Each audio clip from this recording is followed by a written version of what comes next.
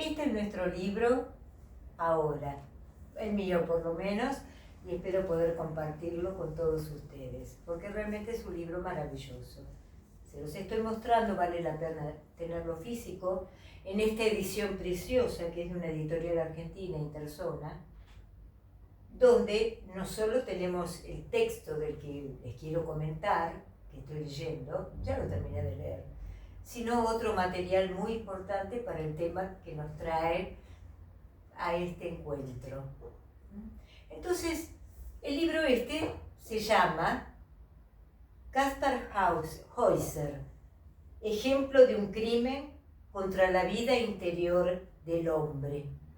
Y está escrito por Paul Johann Ansel von Feuerbach.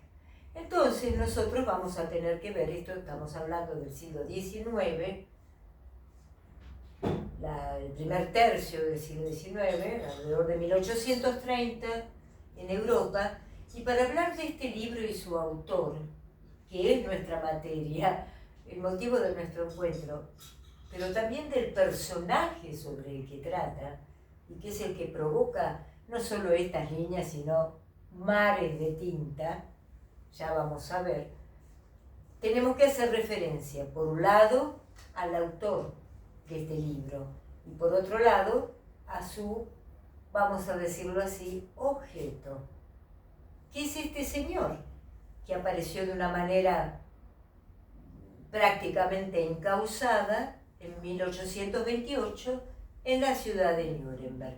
Este señor que se llamó Kaspar Heuser. Bueno, los motivos por los cuales este texto me resulta muy interesante se van a ir dando cuenta con el desarrollo del mismo si es que no conocen la historia de Kaspar. Mucha gente la conoce, aunque sea fragmentariamente. Tiene una referencia porque Kaspar Heuser se convirtió en un mito prácticamente. En una época donde ya había mucha difusión de noticias, muchas comunicaciones, muchas idas y vueltas, donde Europa estaba muy convulsionada y noticias como esta ya corrían de una manera profusa. Seguramente quizás vieron, ya no les voy a comentar porque es un tema tan misterioso, nunca se supo de dónde salió, ni quién sometió a Kaspar a ese tipo de vida, que vamos a ver cómo fue, hasta que, como él dice, nació al mundo, salió de su encierro, un encierro muy particular, pero eso nunca se pudo saber. Lo que sí pudimos saber es sobre su persona y sobre su corta vida posterior a su, como él decía, nacer al mundo, que fue cuando apareció en Nuremberg en 1828.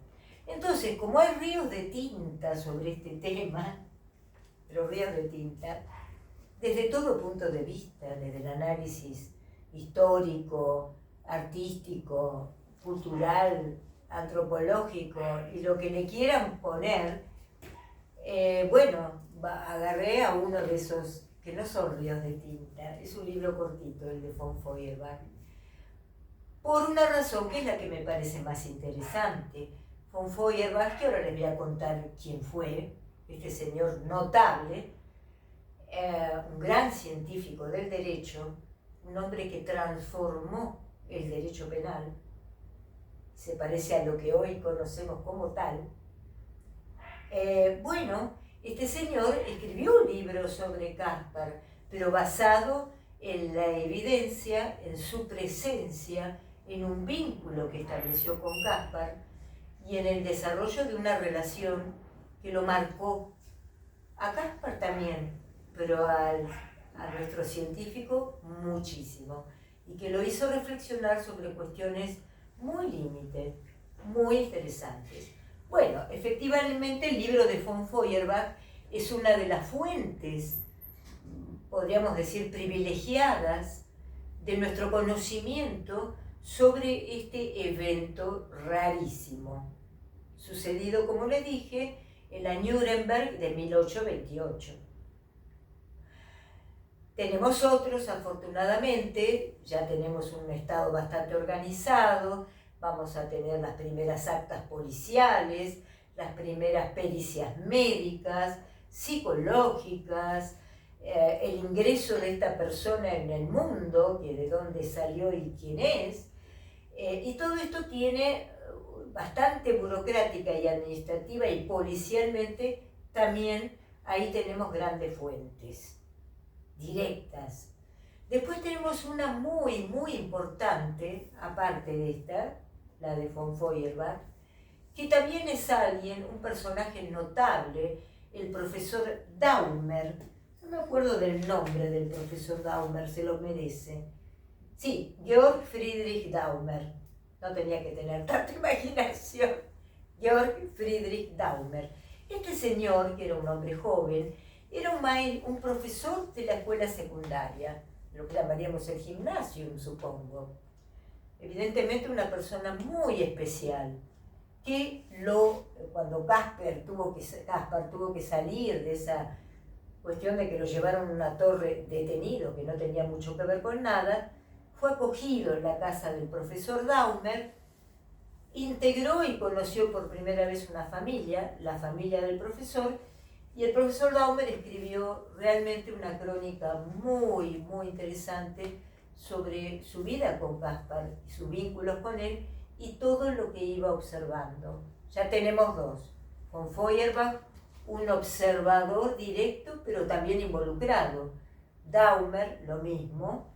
Y tenemos tal vez otros escritos como pueden ser de médicos forenses, actas judiciales, estudios, ya en el mismo momento. Y algo que también puede ser muy interesante, que es escritos de su profesor de religión, que tiene notas sobre Caspar también, profesor de religión, Heinrich Fuhrmann. Bueno, además de todo eso, se siguió hablando de este tema. Ya van a ver por qué, porque realmente nos pone en un límite, que es un ser humano, que es criar a un ser humano, que es la dignidad humana, que es la vida humana digna, respetando la naturaleza del ser humano, más allá de todas las diferencias culturales, digamos, ¿no? Caspar nos puso en ese límite, el caso de él. Entonces, después sigue habiendo muchos estudios, muchos escritos, a cualquiera que le interese. Solo les voy a mencionar, antes de hablar un poquito de Feuerbach, que tenemos una novela muy interesante que se publicó en 1908 de un escritor alemán, Jakob Wassermann, llamada Caspar Heuser, o La inercia del corazón.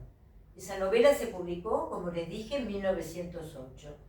Tenemos también una obra de teatro del gran escritor alemán también, Peter Handke, muy conocido. Esta obra de teatro que se hizo en Argentina, me consta, hubo puestas, se llama Caspar y es de 1967.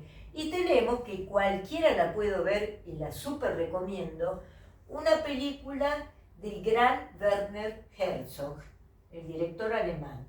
La película se llama en alemán Jeden für sich und Gott gegen alle, lo que significa cada uno para sí y Dios contra todos. Bueno, no recuerdo por qué le pone ese título, Jeden für sich und Gott gegen alles, pero en castellano, en el mundo hispanoamericano, supongo que no significaría mucho, y en castellano, en el mundo, en la edición de películas, la van a encontrar como, si yo no me equivoco, El enigma de Caspar Heuser. En todo caso aparece el nombre. Después hay otra de Truffaut, El niño salvaje, no es puntualmente sobre Caspar, es una película bellísima, pero ya vamos a ver por qué Caspar no es un niño salvaje, ni siquiera así míticamente a la Tarzán, para nada. Ya vamos a ver las particularidades de su historia.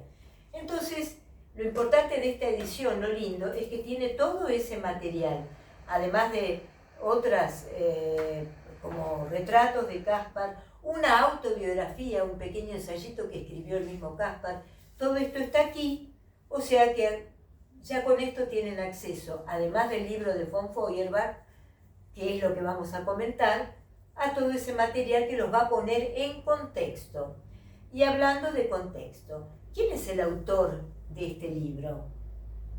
Caspar Heuser, Ejemplo de un crimen contra la vida interior del hombre. Bueno, es un señor que se llamó Paul Johann Anselm Ritten von Feuerbach.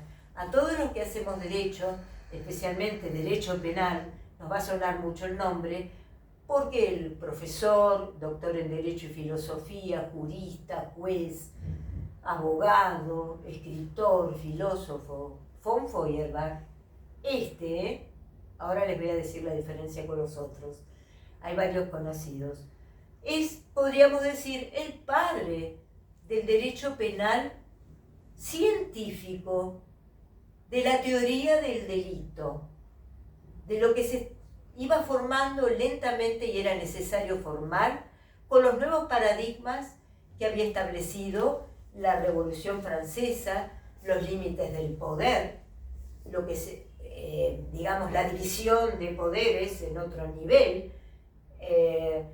y el esfuerzo que se estaba dando en la Europa occidental, también, bueno, en América, sí, con un poquito más de esfuerzo, para alcanzar una autonomía legislativa, una autonomía jurisdiccional, una autonomía científica y fundamentos para el derecho penal, el poder más grande de ataque que tiene un Estado, los Estados que se iban conformando ya como hoy los conocemos, ya estaban, sobre la persona, y cómo eso debía contemplar no solo procedimientos adecuados, hoy vamos a torturar a la gente, investigación que ya reclamaba bases científicas, fundamentos de otro orden, definición de los tipos penales, desarrollo de la teoría del delito, desarrollo del concepto de la culpabilidad, de la responsabilidad, de la autoría, de la atribución, del dolo, de la culpabilidad.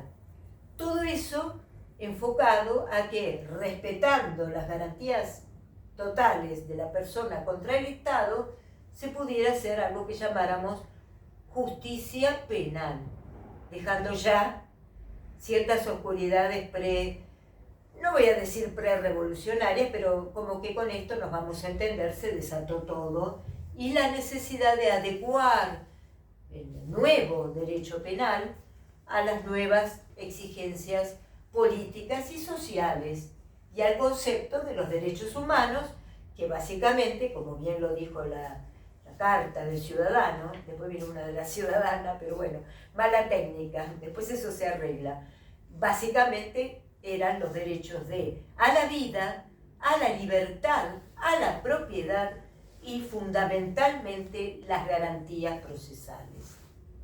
Vamos a ver qué es todo esto, quizás un poquito más en el próximo video. Es el artículo 18 de nuestra Constitución, donde ya está claramente expresado. Y bueno, el derecho penal tenía que reflejar todo eso, poder actuar con su potencia, bueno, castigadora y definidora también, qué conductas son delitos, cuáles no. Y todo eso suceder con las garantías adecuadas. Estaba cambiando el mundo, y mucho. Fue un siglo de enormes convulsiones, y en esta época en Europa, que estamos en 1830, los ecos de la Revolución Francesa, de la invasión napoleónica, de todos los cambios, tiemblan las monarquías, bueno, no vamos a entrar en detalle, pero están pasando muchas cosas. Alemania per se no existe. Todavía existe el Sacro Imperio Romano Germánico, su último emperador, que si no me equivoco fue Federico II. Bueno, esta es la época en que nace von Feuerbach en Jena y vive, no es una vida tan larga, pero sí increíblemente productiva. Von Feuerbach es una persona, aparte de todo su saber, excepcional, de muchas maneras, y lo van a ver cómo escribe sobre esto. Bueno, von Feuerbach, que ya les voy a hablar un poquito más de su tema respecto a los fundamentos del derecho penal contemporáneo, digamos, es el que escribe este libro. Y es el que se mueve hacia donde está Caspar, en Nuremberg, no para escribir algo a la distancia y con los informes que le llegan, sino para conocerlo, vincularse, y vaya si se vincula, y escribir sobre él de una manera particularmente emotiva, les voy a decir, aparte de interesantísima. Bueno, von Feuerbach no llegó a ver la muerte de Caspar, porque murió en 1832, creo, pero sí a escribir este magnífico libro, cuyo objeto, por decirlo así, es Caspar Heuser, de quien vamos a entrar a hablar de su historia en el próximo video, a la par que desarrollamos el libro de von Feuerbach y sus magníficas observaciones, y que es un muchacho que sin saber nadie de dónde vino, y siendo una figura completamente estrambótica, apareció en el Pentecostés de 1828 en la entrada de la ciudad de Nuremberg. Nos vemos en la próxima.